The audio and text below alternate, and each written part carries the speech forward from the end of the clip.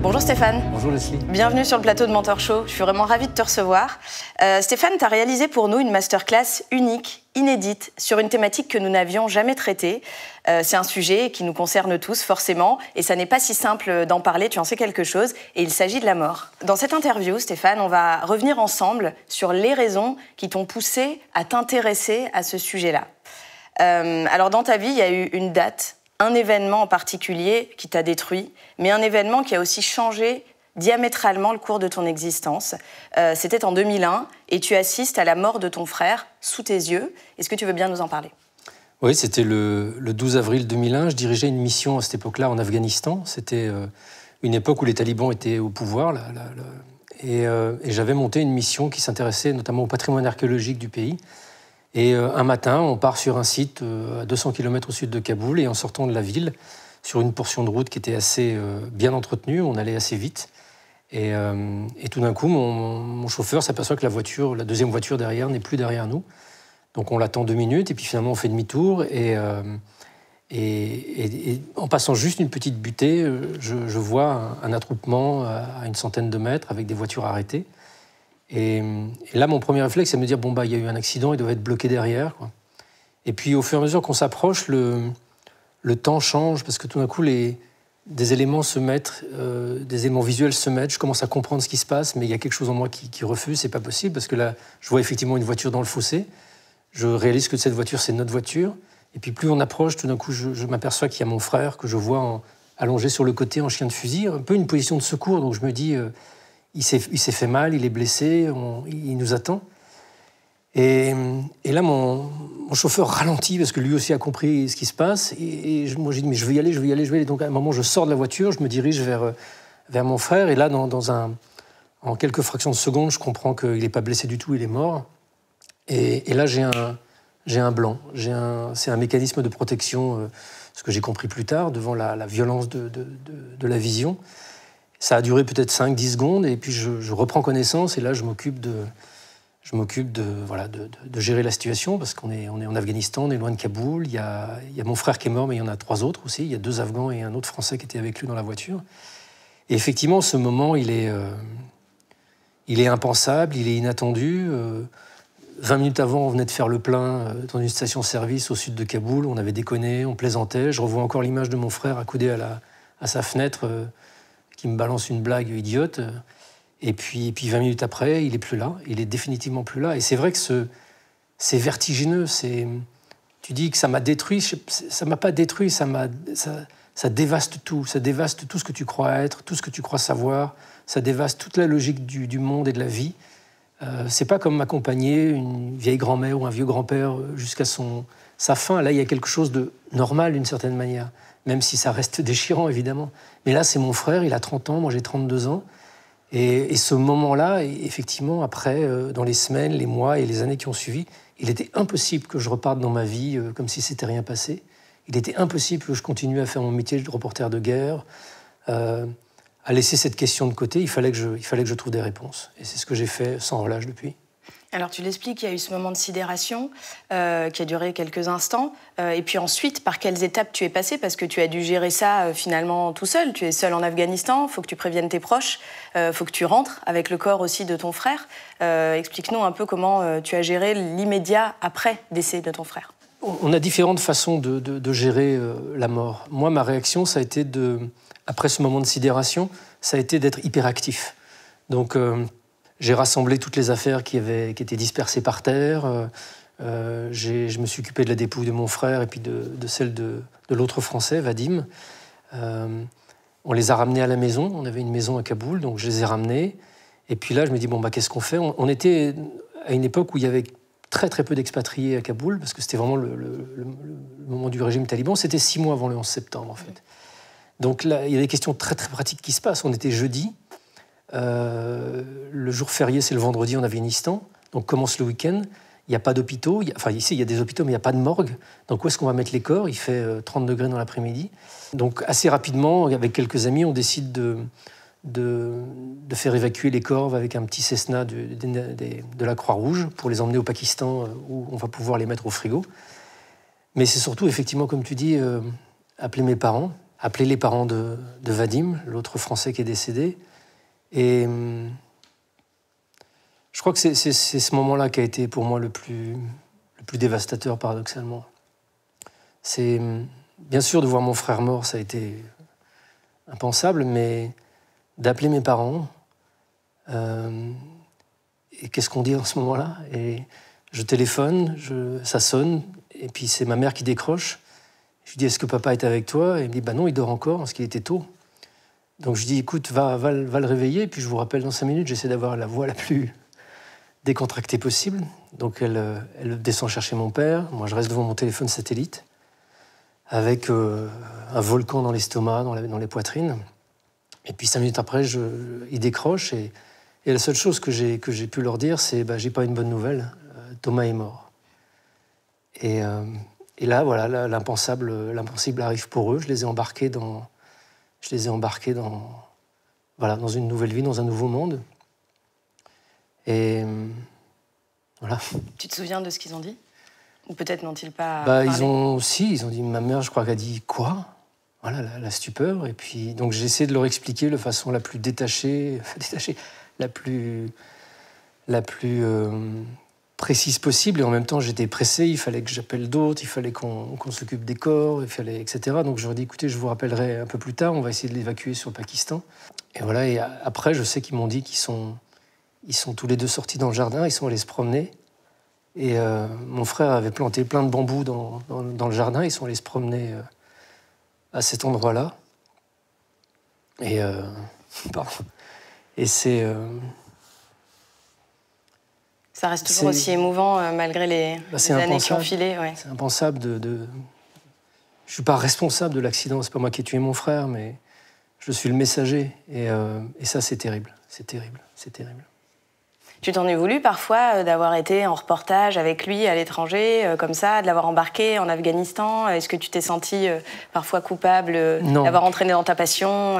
Non, pas une seule seconde, parce que c'était son choix. On a fait plusieurs voyages et plusieurs reportages avec mes 2 frères, avec Simon également. Donc on a voyagé plusieurs fois ensemble. Et puis, en fin de cette mission, la situation était tellement compliquée, parce qu'on travaillait sur le patrimoine archéologique afghan. Et quelques mois après notre installation, les talibans ont annoncé qu'ils allaient détruire les 2 Bouddhas, qui étaient 2 statues géantes qui sont dans la vallée de Bamiyan. Donc ça a évidemment bousculé tout notre programme, et il était clair que je ne voulais pas rester et laisser cette mission sur le long terme, ce n'était pas possible. Donc il y avait beaucoup de difficultés, beaucoup de problèmes. Et 2 jours avant l'accident, j'ai fait une réunion avec toute mon équipe, le soir, et je leur ai exposé les tenants et les aboutissants de la situation, la complexité. On n'allait pas rester des années comme prévu, on allait rester quelques mois. Moi, j'avais transformé ma mission conjointement avec l'UNESCO pour essayer d'aller voir les sites, pour essayer d'aller voir à Bamiyan, etc. Donc, j'ai dit à chacun, libre à vous de rester ou de partir. Et Vadim, le Français qui est mort avec Thomas, a dit bah, moi je reste, c'est complètement fou ton projet, donc j'adore. Thomas, pareil. Et puis Simon, mon plus jeune frère, a dit bah, moi, je rentre. Il était... Et ça lui a sauvé la vie. Donc, non, je ne me suis pas senti coupable, mais malgré tout, j'ai emmené mes frères, j'ai emmené Thomas à ce rendez-vous qu'il avait avec sa mort. Et quand on est revenu en France une semaine après l'accident, et que j'ai ramené le cercueil de mon frère dans la maison de mes parents, j'avais une urgence, c'était de sentir que mes parents ne m'en voulaient pas. Et je me souviens, c'est quelques minutes après être arrivé, on est dans le salon et je regarde mon père dans les yeux et je lui dis tu m'en veux? Et il me regarde avec des yeux grands en me disant mais de quoi tu parles? Et à cette seconde-là, si j'avais senti la moindre hésitation dans son regard, si j'avais senti ne serait-ce qu'1% de rancœur envers moi, je serais mort. Il m'aurait tué. Et pas une seconde, ni lui ni ma mère, pas une seconde ne m'ont fait sentir que j'étais responsable de quoi que ce soit. Et ça m'a vraiment sauvé la vie, ça. À ce moment-là, vers qui tu te tournes? Parce que j'imagine que tes parents sont dévastés. À l'époque, tu es déjà mariée? Est-ce que tu es en couple? Est-ce que tu as une vie privée? Où est-ce que tu as trouvé des soupapes? Comment tu as fait pour te relever de tout ça, si on s'en relève un jour? Bien évidemment, ma femme était présente en Afghanistan le jour de l'accident. Elle était dans la voiture avec moi, donc elle a assisté à tout. Elle a été impliquée dès la première seconde dans ce drame. Et c'est vrai qu'on s'est accompagnés pendant des années par rapport à ça.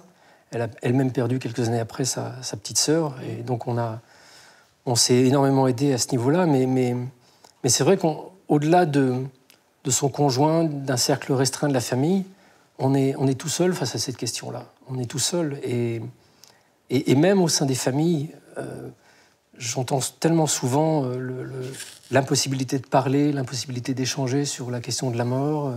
Ou alors on tolère éventuellement des discussions pendant une semaine, 15 jours, 3 semaines. Et puis après, on dit « Oh, bah, tu dois faire ton deuil ». Ça, je ne l'ai pas expérimenté de façon radicale dans ma famille, parce qu'on a pu en parler, on a tous été concernés par ça. Mais il y a quand même un vide, il y a quand même un gouffre. On n'a pas de mots, en fait. On n'a pas de mots. Moi, je suis d'une famille d'intellectuels. Mon père était enseignant. Ma mère est artiste. Donc, j'ai eu plus de discussions avec mon père au plan philosophique. Mais je n'avais pas de réponse. Je n'avais pas les réponses que je voulais. Parce que mon père m'ouvrait un exemplaire de Platon et il me lisait La mort de Socrate en montrant la sagesse du philosophe qui sait très bien où il va et qui n'a absolument pas peur de la mort. Et puis, il m'ouvre un autre philosophe qui, lui, t'explique que finalement, il n'y a rien et que la vie se résume à notre existence et qu'il faut en gros en profiter. Mais qui a raison dans ces deux-là? En fait, les philosophes, c'est juste des mecs qui adorent la gymnastique de pensée, la gymnastique mentale, mais qui n'ont pas forcément la réponse ultime que tu veux, quoi. Et moi, je voulais une réponse ultime. Progressivement, après la mort, j'ai rien fait parce que je ne savais pas quoi faire particulièrement. Et puis, assez rapidement, cette étape du parcours de deuil qui est le besoin de mettre du sens sur ce qui se passe, elle est devenue de plus en plus prépondérante en moi. Et pour moi, mettre du sens en tant que journaliste, c'est essayer de comprendre qu'est-ce que c'est que la mort. Qu'est-ce que c'est que la mort? Comment se fait-il qu'on peut être vivant et la seconde d'après, plus vivant, plus du tout, du tout? Est-ce qu'il se passe quelque chose après? Est-ce qu'on s'en va? Est-ce que notre conscience change de forme, change d'existence? A priori, tout ça, c'est des croyances. Les religieux te disent que oui, mais quand tu es rationnel, tu dis « bah non, on le sait bien ». Et donc, moi, mon réflexe, ça a été un réflexe de journaliste.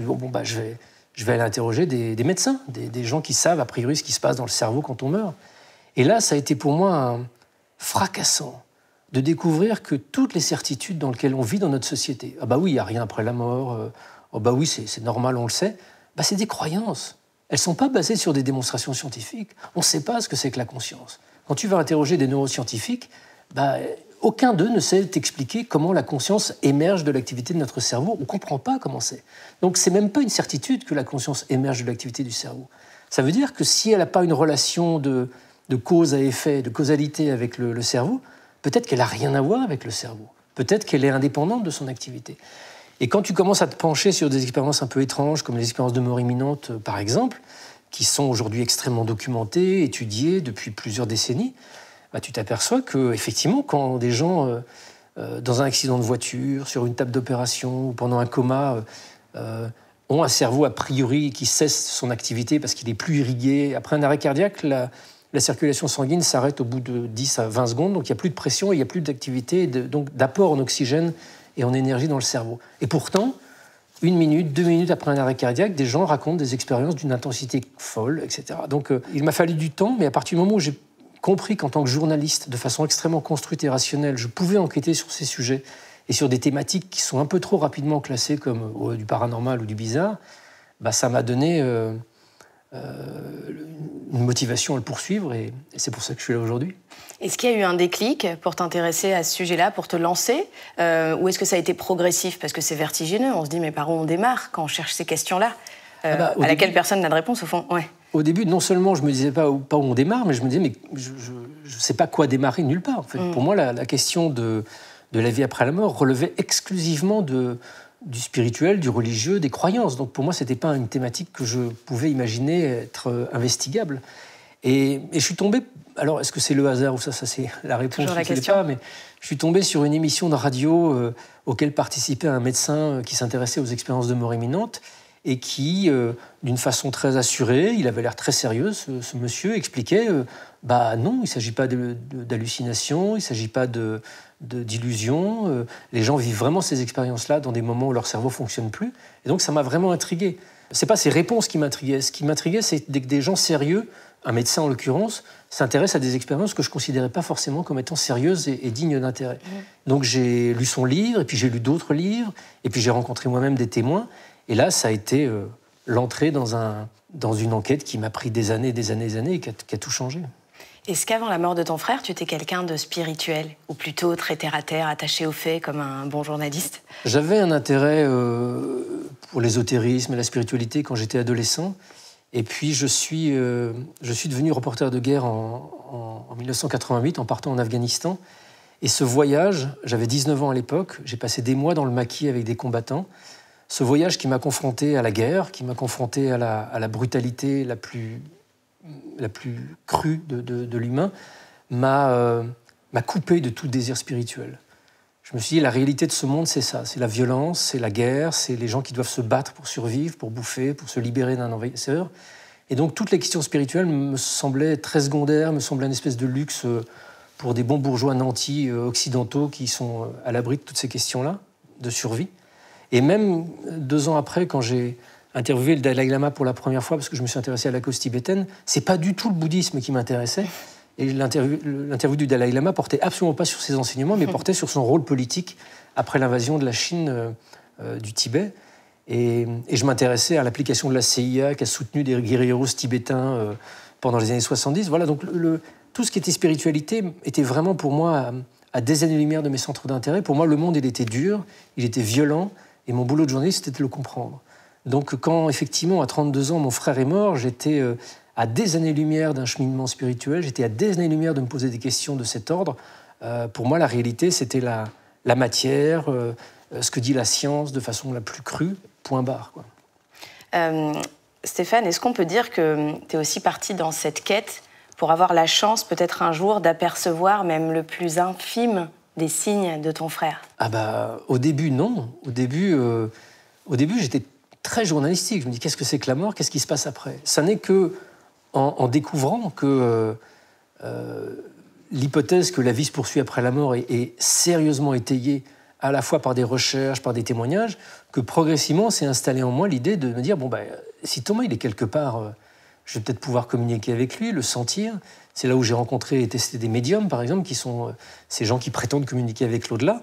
Donc j'ai utilisé des protocoles assez rigoureux pour être vraiment sûr que ce n'était pas ni du charlatanisme, ni un biais psychologique, et vraiment objectiver la communication avec un défunt, et ça marche. Enfin, c'est tout ce que je partage, et tout ce que je partage dans cette masterclass, c'est pas le fruit de mes méditations ou d'une retraite spirituelle que j'aurais fait en Inde pendant 6 mois, et tout d'un coup j'aurais eu la lumière.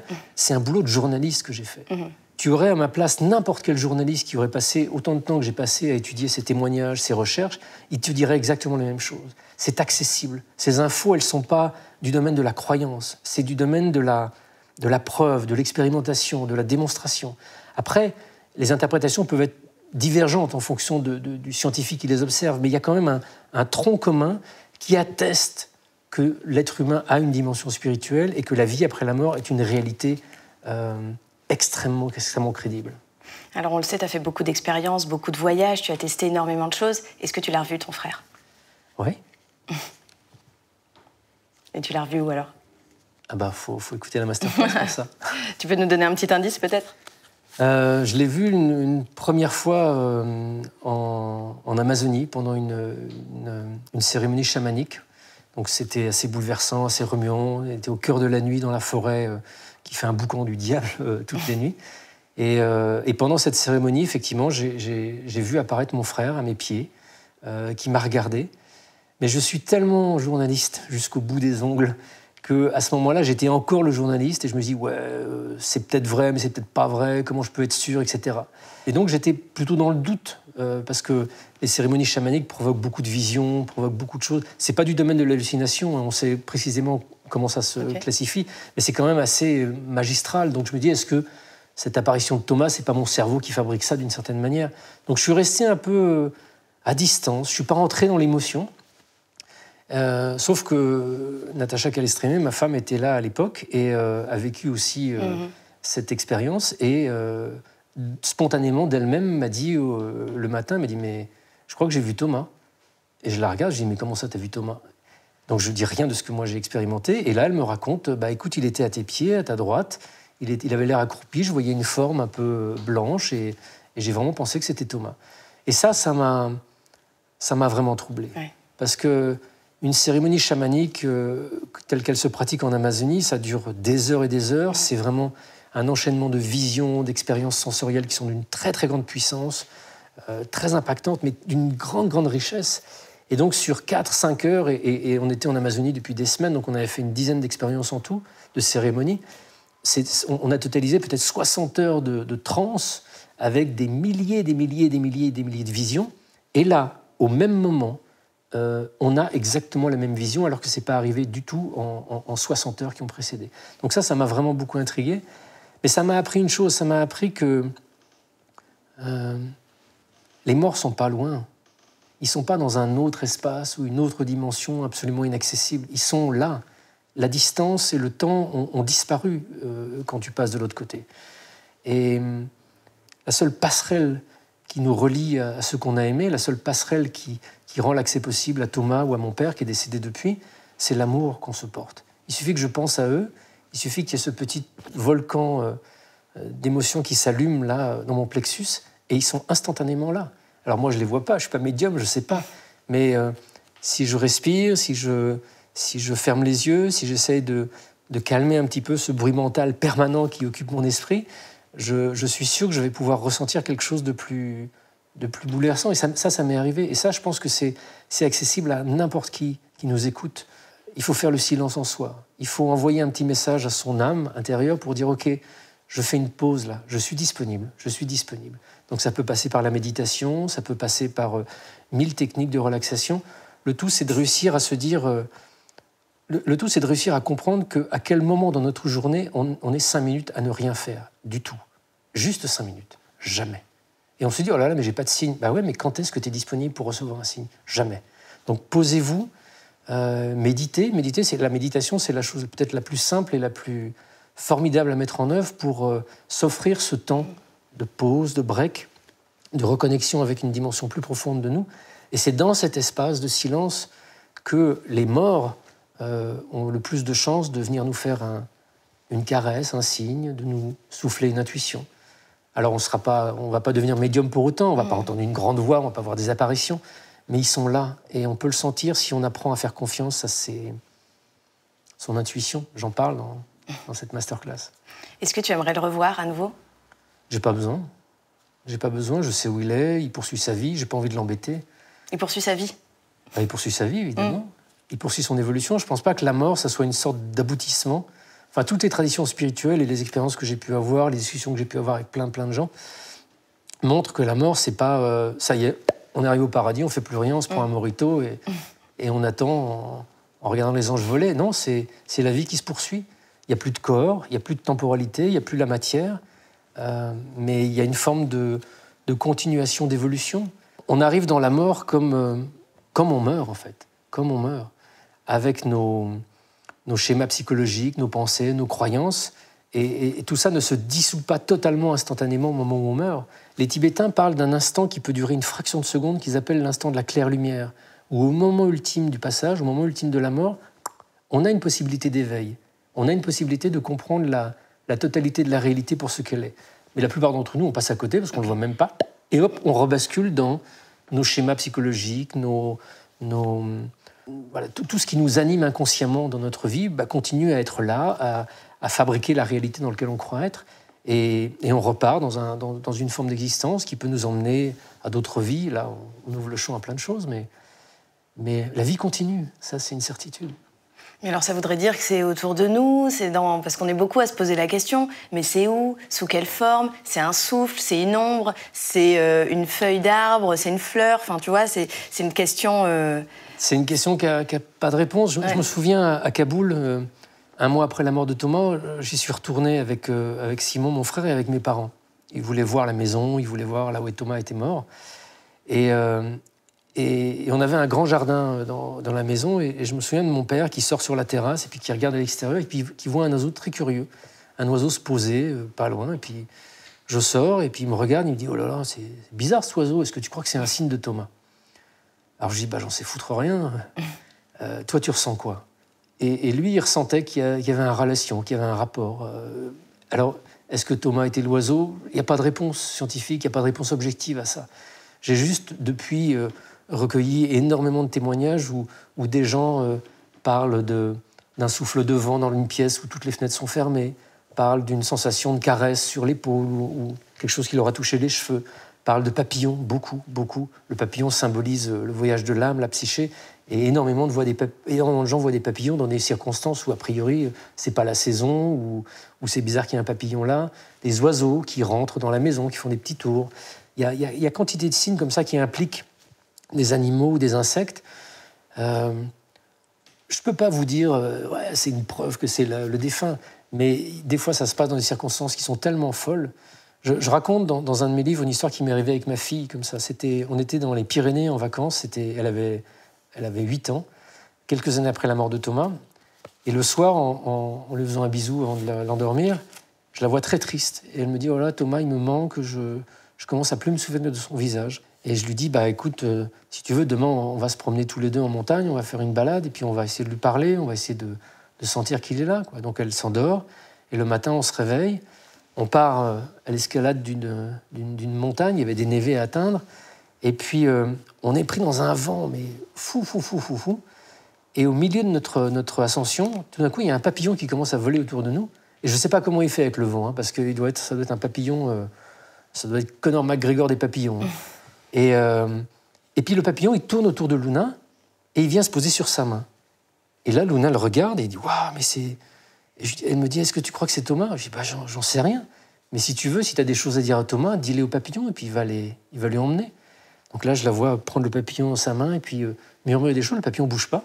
Et une fois qu'elle a terminé, le papillon s'envole et il disparaît. Et on est un peu estomaqué. Je vois que Luna est très, très émue. Et le voilà qui revient. Et il revient autour de nous et il se repose sur Luna.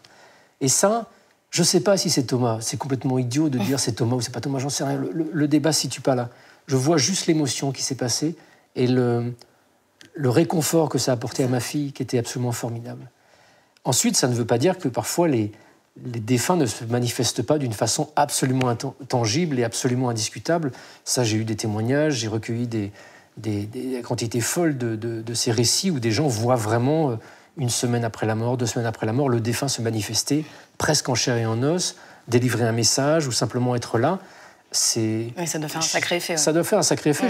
J'ai même rencontré une veuve qui a dit à l'apparition de son mari « Écoute, je suis content que tu sois là, mais ça me fait trop peur, me refais plus jamais ça. » C'est compréhensible. Et en même temps, elle était bouleversée parce qu'elle voit bien que c'est pas ni son imagination, elle n'est pas en train de délirer, ça se produit dans un moment qu'elle n'attend pas. Enfin, ils sont là, ils sont pas loin. Et je pense que... Mais imagine-toi, je te souhaite ça le plus tard possible, mais quand tu vas mourir, tu auras envie de faire quoi, en fait ? Qu'est-ce que moi j'aurais envie de faire ? Je crois que la première chose que j'ai envie de faire, c'est en découvrant que finalement rien ne s'est arrêté, finalement que ça continue, c'est de dire à ceux que j'aime, à ma femme, aux gens que j'aime, je dis en fait ça va super bien, je suis bien, j'ai plus mal, je suis heureux, puis il y a plein de lumière, il y a plein d'amour, j'ai envie de dire ça. Donc toutes ces apparitions qui se produisent dans les jours ou les semaines qui suivent le décès, qu'on appelle des VSCD, vécus subjectifs de contact avec un défunt, c'est... pour moi, ça témoigne de cette bonne nouvelle, de cette envie des gens qu'on pleure et qu'on vient de perdre, leur envie de nous dire je ne suis pas perdu, je suis juste là, tu ne me vois pas, mais je suis là et tout va bien. Quoi.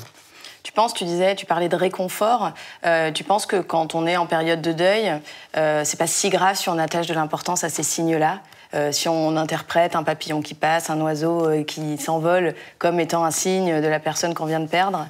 J'ai posé la question à plein de psychiatres et à Christophe André, que vous avez reçu ici aussi. Et leur réponse, elle est unanime, elle est toujours la même. Est-ce que ça fait souffrir ou est-ce que ça diminue la souffrance ? C'est la seule question qui compte quand on travaille en accompagnement de deuil notamment.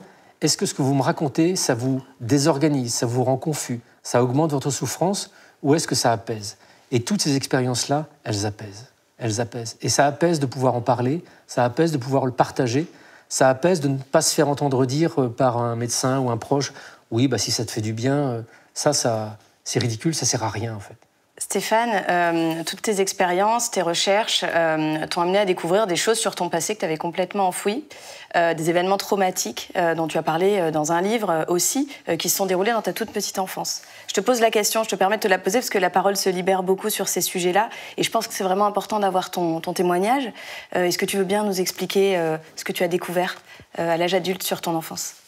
Dans le cadre de ma recherche sur la conscience, j'ai beaucoup travaillé avec le chamanisme et aussi avec l'utilisation encadrée de psychédéliques qui sont de plus en plus utilisés par des thérapeutes aujourd'hui parce que c'est des formidables outils d'exploration de notre inconscient. Notamment pour régler les problèmes de dépression. Pour régler les problèmes de dépression, d'alcoolisme. Alors moi, je ne le faisais pas pour ça. Moi, je le faisais dans ce cadre-là parce que c'est impératif de le faire dans un cadre pour aller explorer les dimensions profondes de la conscience. Et dans le cadre de ce travail avec une thérapeute, j'ai effectivement mis le doigt sur quelque chose que je soupçonnais absolument pas, qui sont des abus que j'ai vécus dans mon enfance, des abus sexuels. Et ça a été pour moi totalement la stupeur, parce que j'ai aucun souvenir conscient de ça. Donc mon premier réflexe, c'est de me dire, c'est pas possible, sinon je m'en souviendrais, j'ai inventé ça. Et puis en fait, en faisant le travail d'intégration de cette expérience qui a été... C'était à la fois d'une dévastation absolue et c'est un peu comme si, au fond de moi, je savais que je venais de mettre le doigt sur le problème de ma vie. Le problème de ma vie qui me rendait mélancolique à certains moments, dépressif à d'autres, parfois même suicidaire, alors que je n'avais aucune raison objective de me dire que ma vie n'était pas chouette, quoi. Un malaise que j'ai porté toute mon existence. Donc j'ai senti intuitivement que je venais de mettre le doigt sur quelque chose d'important, mais en même temps, je ne peux pas le croire. Je ne peux pas croire que j'ai vécu des abus répétés sans en avoir aucun souvenir. Et en fait, à ma grande stupeur, en faisant mon enquête, j'ai découvert que plus de 50% des gens qui sont victimes d'abus sexuels dans l'enfance souffrent d'amnésie traumatique totale ou partielle. Totale. Ça veut dire que tu ne peux garder aucun souvenir ou avoir peut-être des résurgences de certaines portions de souvenirs 10, 20, 30, 40 ans après les faits. Et ça revient comme ça, comme un cheveu sur la soupe, au décours d'une psychothérapie, d'une séance d'hypnose, d'un travail avec un thérapeute. Voilà, moi, c'est sorti dans le cadre de l'accompagnement thérapeutique assisté avec des psychédéliques. Mais ce n'est pas les psychédéliques qui sont la baguette magique. Hein. C'est un outil qui est utilisé. Mais d'autres outils, ce qui compte, c'est le thérapeute, en fait. Ce qui a plus compté pour moi, c'est la confiance qui s'est installée avec Lénie, cette thérapeute qui m'a accompagné pendant 2 ans, qui a réussi à créer cet espace de confiance absolue pour que le petit enfant qui se taisait en moi depuis tout le temps arrive à parler et qu'il arrive à exprimer ce qu'il avait interdiction d'exprimer depuis tout le temps, parce que la personne qui a abusé de moi m'a évidemment imposé le silence et cette thérapeute, elle a permis ça. Elle a permis que ce garçon s'exprime, ce petit moi, ce petit Stéphane. Parce que tu avais quel âge ? J'avais 1 an et demi, 2 ans. Ah oui, et ça a duré jusqu'à quel âge ? Jusqu'à l'âge de 10 ans à peu près. Ah oui, et tu as aucun souvenir ? Non. J'ai pu reconstituer ça à travers mes expériences et à travers un peu l'enquête que j'ai menée. Je raconte cette histoire dans un livre qui s'appelle « Nos âmes oubliées » que j'ai écrit comme un espèce de processus thérapeutique pendant mon enquête. J'étais absolument pas sûr de le publier. J'étais absolument pas sûr de l'intérêt de le publier. C'était vraiment plus pour moi, pour cheminer dans mon investigation. J'avais une peur terrible de l'annoncer à ma mère, de l'annoncer à... c'est ni mon père, ni quelqu'un de mon entourage proche. Mais voilà, je ne voulais pas que ma mère se sente coupable de ça. Donc, et puis à un moment, je me suis dit, mais cette histoire, en fait, elle ne me concerne pas que moi. On est en train de découvrir l'ampleur colossale de l'abus sexuel chez les petites filles, les petits garçons. Ce n'est pas un phénomène isolé, c'est pas 3 pauvres enfants de cœur dans quelques églises. On voit dans quels que soient les domaines, il y a une espèce de mise en lumière aujourd'hui de l'ampleur de ce phénomène. Et la caractéristique de ce que j'ai vécu, c'est-à-dire l'amnésie traumatique, elle concerne des centaines de milliers de personnes. Des centaines de milliers de personnes. Des gens qui vivent avec un fantôme intérieur, ils ne savent pas pourquoi, ils ne savent pas d'où il vient. Et c'est là, ça empoisonne la vie. Alors moi, j'ai été résilient, j'ai eu la capacité dans mon existence d'utiliser cette blessure initiale pour en faire une force. Ce qui m'a rendu bon journaliste, enfin je pense, exigeant, c'est que je ne crois pas mon émotion. Parce que depuis l'âge de 2 ans, je m'interdis de croire mes émotions, parce que mes émotions sont trop insupportables. Donc si je ne crois pas mon émotion, je ne crois pas mes ressentis, je crois ce qui est objectif. Donc pour un journaliste, c'est bon. Je développe des techniques, une méthode de travail qui me permet d'être extrêmement exigeant dans mes enquêtes, et c'est ce que j'ai mené jusqu'à présent. Mais l'inconvénient, c'est que je ne peux pas croire mes ressentis, je ne peux pas croire mon intuition, parce que ça n'existe pas, parce que ce n'est pas viable, ce n'est pas possible. Donc depuis la découverte de ce que j'ai vécu dans l'enfance, je réapprends à écouter ce monde intérieur qui est en moi et que j'avais écrasé et annihilé depuis plus de 50 ans. T'en as voulu à tes parents de ne pas avoir vu? Non, pas une seconde, parce qu'ils sont autant victimes que moi. Et c'est ce qu'on voit dans tous les cas d'inceste ou d'abus sexuels, parce que malheureusement, le proche qui commet ces actes-là, il a la confiance de la famille, il a la confiance des gens, donc c'est lui-même qui abuse de l'enfant, mais qui abuse aussi de la confiance des parents. Donc malheureusement, c'est ça, l'inceste, le drame, c'est la victime, mais c'est aussi tout l'entourage, la dévastation que ça provoque dans la famille. Et... Non, je peux pas, non, je peux pas. T'as réussi à savoir qui avait commis ces abus sur toi? Ah oui, je l'ai su dès la première seconde. Oui, je l'ai su, parce que je l'ai vu. J'ai une vision extrêmement nette, extrêmement précise, avec des détails, avec... la thérapie que j'ai faite permet justement des expériences d'une très grande intensité de révélation. Donc c'est à la fois extrêmement dévastateur et dangereux parce que ça bouscule tout et ça nécessite un travail d'intégration et d'accompagnement absolument indispensable. Mais je sais extrêmement bien qui c'est, oui. Quand tu as découvert ça, tu étais adulte, tu avais quel âge? J'avais 52 ans. Ouais, voilà. Comment on fait quand on est un homme de 52 ans pour se réparer sur des traumatismes si importants? J'imagine que tu es touché dans ton couple, dans ta famille, dans ton intimité, dans quoi tu as puisé, vers qui tu t'es tourné, comment évoluer ta relation avec ta femme aussi. J'imagine que ça doit tout faire voler en éclats. Oui, la chance que j'ai, c'est que je pense que si j'ai eu accès à cette information que j'ai passé ma vie à refouler, c'est que j'avais aussi à cet âge-là peut-être une structure psychique solide qui m'a permis de laisser sortir ça sans être emporté par la dévastation que ça a impliqué. Mais ça a été quand même vraiment, vraiment très difficile, et ça continue à l'être. J'ai été accompagné déjà. Là, je me suis fait accompagner par cette thérapeute avec qui j'ai vécu l'expérience, qui a continué à travailler avec moi pendant longtemps, pour m'aider à accepter la voix de ce petit garçon. Parce que, comme toutes les personnes qui ont subi un inceste et qui ont une amnésie traumatique, la première difficulté, c'est de se croire, d'accepter de se croire. Parce que c'est nous contre le monde entier. C'est nous contre la famille, c'est nous contre la personne qu'on accuse, et c'est nous contre nous-mêmes. Et moi, les premières semaines, ma thérapeute m'a dit « mais essaie de parler à ce petit garçon, essaie de parler, de l'entendre ». Et je me rappelle des promenades que j'ai faites dans le Lot où j'habite, où j'avais l'impression de me tenir moi par la main, et je me parlais comme un petit garçon, et j'ai mesuré la prison dans laquelle je me suis mis moi-même. Tu te tais, tu dis rien, t'as pas le droit d'exprimer la moindre émotion. Et je pleurais, il y a énormément d'émotions qui m'a traversé pendant ces mois-là. Et puis voilà, c'est un travail de reconstruction lent. Et comme je te l'ai dit, je pense que j'ai été aussi résilient, c'est-à-dire que je me suis construit sur cette blessure. Et je pense qu'on se construit tous plus ou moins sur des blessures plus ou moins intenses. Il y a des blessures qui sont dévastatrices comme celle de l'inceste. Il y a d'autres blessures qui sont moins impactantes, moins dévastatrices, mais qui sont tout autant difficiles à gérer. Et on se construit tous avec ça. Vous avez reçu Boris Cyrulnik à ce même micro qui met ça en avant de manière merveilleuse. La résilience, c'est vraiment une force que l'on va mobiliser, pas quand tout va bien, quand justement tout va mal, pour construire malgré tout quelque chose de bien là-dessus.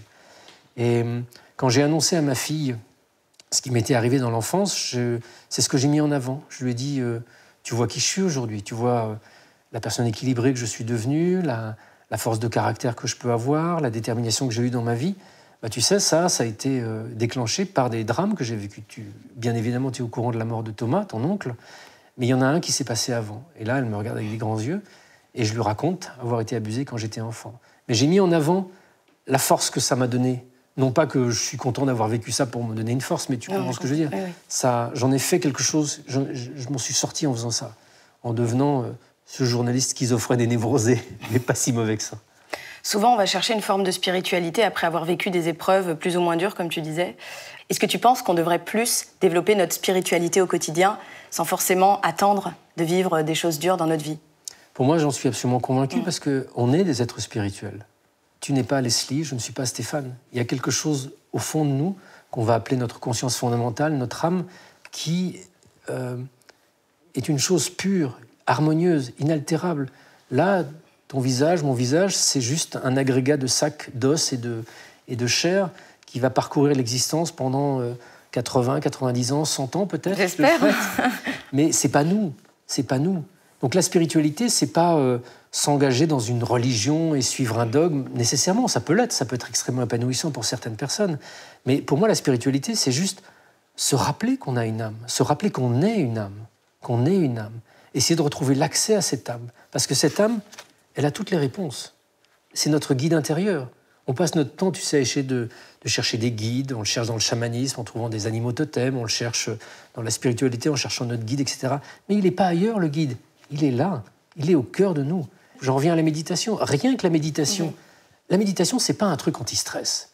La méditation, c'est une pratique qui vient de traditions millénaires qui t'apprend à te retrouver toi-même, à retrouver l'essence de ton être. Alors après, ça déstresse, ça aide à vivre. Bien sûr, c'est des after-effects très intéressants. Mais l'essence de la méditation, c'est retrouver son essence spirituelle.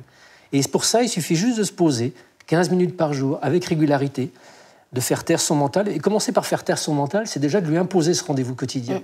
Parce que si tu dis « ouais, je méditerai, mais quand j'aurai le temps », le mental, il l'a déjà gagné. Tandis que si tu dis à ton mental « tous les jours à 17h, je prends 15 minutes, je médite », ou « tous les jours le matin, après le réveil, je me lave les dents et je médite 15 minutes », là, tu t'installes une sorte de régularité. Et c'est un cadeau inespéré. Et pour moi, c'est le début d'un chemin spirituel. Il n'y a pas besoin d'aller à l'autre bout du monde, il n'y a pas besoin d'aller dans un temple, dans une église, il n'y a pas besoin de lire 15 livres ou de faire plein de choses. Juste s'asseoir sur une chaise, donner rendez-vous avec son âme chaque jour. Et elle va être tellement heureuse qu'elle va t'envoyer des signes, des synchronicités, elle va te mettre des bonnes personnes sur la route. Ça va devenir magique, la vie. Parce que la vie est magique quand on réalise qu'on est vraiment un être spirituel qui fait une expérience humaine. Quels mots tu pourrais nous dire voilà, à tous ceux qui t'écoutent, qui se sont peut-être reconnus dans les témoignages des épreuves que tu as vécues? Qu'est-ce que tu pourrais partager comme philosophie de vie? Moi, je suis convaincu que la vie, ça va paraître cucu, un peu tartignole, mais Essaye. La vie, c'est de l'amour. C'est de l'amour et de la bienveillance. Et je le dis d'autant plus, et je l'assume d'autant plus facilement, que j'ai aussi l'expérience de la noirceur de ce monde. J'ai passé 15 ans de ma vie sur des terrains de guerre. J'ai vu des gens se faire exécuter devant moi. J'ai vu la mort, j'ai vu le sang, j'ai vu celui de ma famille, mais aussi celui d'innocents. Donc je sais ce que c'est que la noirceur du monde. Je sais que notre monde peut être absolument terrible, flippant, inquiétant, et donne a priori pas l'image d'un monde équilibré. Mais malgré tout, je suis convaincu que toute cette noirceur que l'on voit, c'est parce que justement on se coupe de la réalité ultime de notre essence spirituelle. Et on voudrait que le monde change dès demain, on voudrait que les guerres s'arrêtent, on voudrait que tout soit harmonieux, effectivement. Mais ça, c'est un vœu pieux. Je pense qu'ici, on commence déjà par soi-même, si on commence déjà par s'occuper de soi, à donner rendez-vous à son âme soi-même, c'est pas une démarche égoïste, c'est le début de la guérison du monde. Commencez par vous, commence par toi, je commence par moi, je m'occupe de moi, j'essaie de comprendre et de prendre soin des ombres que j'ai au fond de moi, de soigner ce petit garçon, de le permettre de s'écouter, de soigner d'autres zones d'ombre. Et puis, en allant mieux moi-même, je vais rayonner de plus d'harmonie, je vais rayonner de plus de calme, de tranquillité, d'apaisement. Ça va peut-être inspirer autour de moi, etc., etc., etc., etc. Et c'est comme ça qu'on arrête les guerres. Alors Stéphane, toi, tu as créé pour nous une masterclass sur le thème de la mort, de la vie après la mort. Est-ce que toi, il y a quelqu'un que tu admires, ou même plusieurs personnes que tu admires, dont tu aimerais voir là ou les masterclass sur notre site, sur Mentor Show? Alors oui, le premier qui vient à l'esprit, il y a un tout petit problème, c'est qu'il est mort il y a 3 ans. C'est un type qui s'appelle Ram Dass. Son nom de naissance, c'est Richard Alper. C'était un psychologue américain qui est un des pionniers de la recherche sur les psychédéliques. Et il s'est fait virer de Harvard, où il enseignait la psychologie, parce qu'il a recruté des étudiants à qui il a donné du LSD. Donc ça a moyennement plu. C'est possible. Il s'est fait virer, mais plutôt que de déprimer et de partir finir sa vie d'alcoolique au fin fond du Mexique, il est parti en Inde, il a rencontré un maître spirituel, il s'est complètement immergé dans la tradition hindoue, et il est devenu un enseignant spirituel qui, pour moi, est un des hommes les plus admirables que j'ai eu à à lire et à découvrir, parce qu'il était dans une totale cohérence entre ce qu'il explique, ce qu'il raconte de la vie, de la mort, et sa vie à lui. Il n'a jamais rien possédé, il était tout le temps dans le don, il a travaillé toute sa vie durant à essayer d'apporter du bien-être à des gens qui étaient dans la souffrance très concrète, en fin de vie, dans des prisons, à enseigner à des étudiants, à enseigner à beaucoup de gens. Et voilà, ça aurait été un type formidable que j'aurais aimé voir dans cette masterclass. Et parmi les vivants, est-ce qu'il y a quelqu'un dont tu aimerais voir la masterclass sur notre site? Parmi les vivants, oui, j'ai un copain qui est vraiment quelqu'un d'impressionnant. Il s'appelle Franck Bruno. C'est quelqu'un qui était dans l'armée française et qui, pendant le déploiement au Liban dans les années 80, a perdu sa jambe sur un porte-avions. Un avion, au décollage, lui a roulé dessus. Et donc, il a perdu sa jambe, il est amputé en dessous du genou. Mais il avait la passion, il voulait devenir prof de plongée. Et plutôt que d'être enfermé dans son infirmité et de renoncer à ses rêves, il s'est dit non seulement je vais être prof de plongée, mais je vais devenir même major de ma promotion, même avec des valides. Et il a fait sa formation, il est devenu prof de plongée. Et depuis, ce type-là a fait une quantité d'aventures phénoménales. Il a traversé l'Atlantique à la rame avec un de ses autres copains amputés comme lui. Il a fait des ascensions, des traversées. Aujourd'hui, il passe son temps entre la Corse et l'Alaska. Il a créé une association qui s'appelle Bout de Vie, pour lequel il lève des fonds et fait venir gratuitement des enfants amputés pour vivre des expériences de plongée ou d'aventure au Groenland. C'est un type qui a une force extraordinaire et qui a fait de son handicap un exemple de vie, d'une inspiration faramineuse. Donc ce type-là, il va vous transporter si vous l'invitez. Merci.